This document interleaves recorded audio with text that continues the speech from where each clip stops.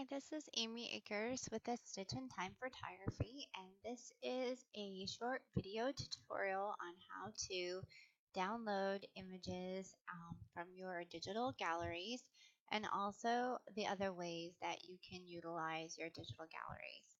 So first you'll be sent a link from me via email or Facebook. You'll open it up and it will look like this. This will be your opening page.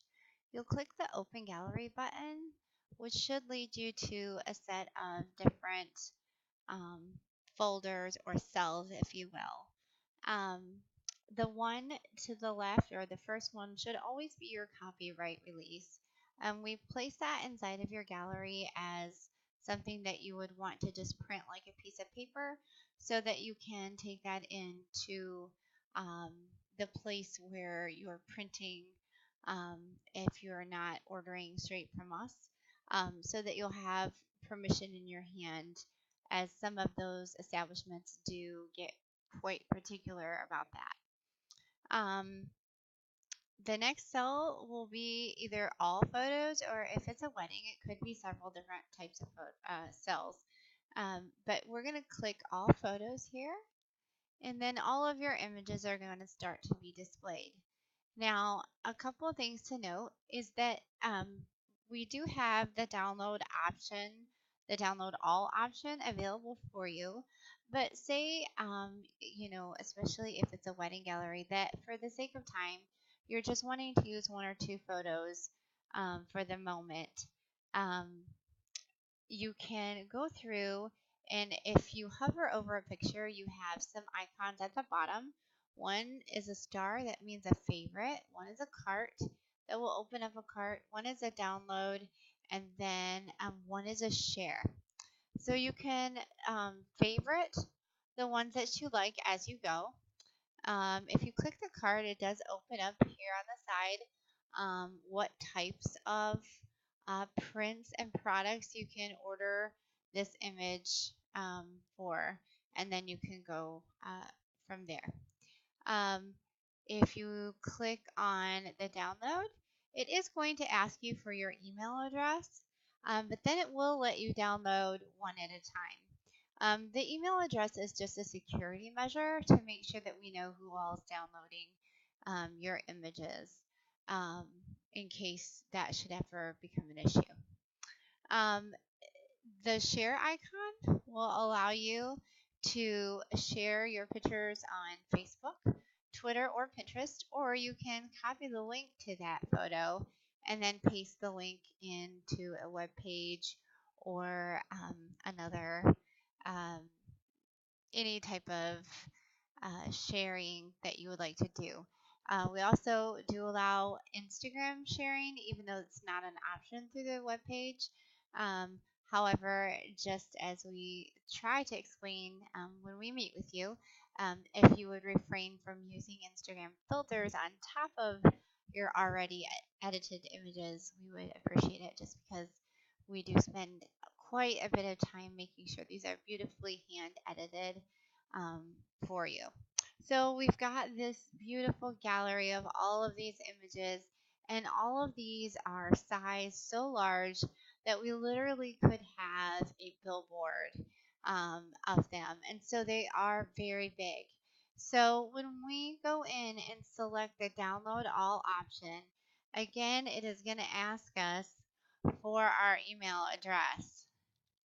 And so we're going to do that. But this time when we hit submit, it's going to tell you that it's processing the gallery download, and that we'll receive a link shortly to our email. And so I am going to allow that to do that. It can take a little while sometimes, and then I'm going to come back in and show you where to go from there. So just one second.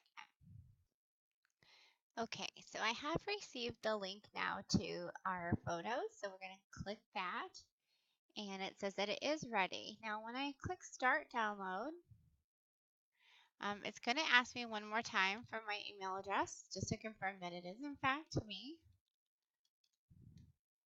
and I'm going to click there. Now, because of the nature of the large photos, it's going to send you several zip files. And especially if you have it, this was a small elopement. So if you have a full scale wedding, there will be quite a bit of zip files here. The main thing to ensure is this: when I click download here, is to make sure you'll start to see a blue circle forming or some progress happening at the bottom. A lot of people try to click in this before that is completed, and that will lock up the entire gallery. So you'll want to wait until that's finished completely. And it does take a little bit. So again, I'm going to pause it there. And now that has completed, so I'm going to click this arrow and go show in folder, which is going to pull up into my downloads. And I am on Windows 10, so depending on what version of Windows you are on, you may have a different look to your screen, or it may even be that it's listed this way. It just depends on how you have that set up. So what I'm going to do now is I'm going to come over to my desktop. Oops, I'm sorry. Actually, I'm going to right click this and hit cut. And then I'm going to go to my desktop and I'm going to create a new folder by right clicking in the white space. And I'm going to click, you could name your folder whatever you want to. Let's just do my images. I'm going to open that folder and I'm going to right click and hit paste. I did Control V to paste also.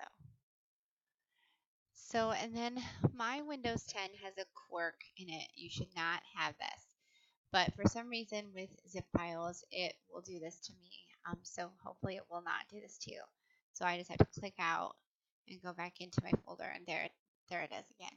That should not happen to everyone. But if you have Windows 10 and you notice that, that's all you need to do is to click to your desktop and go back into the folder. Then with a zip file, the next thing you're going to do is right click and hit extract all.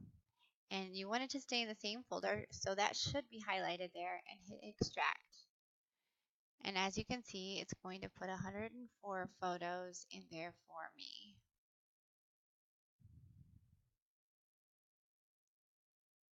Then those are done and they're in that folder.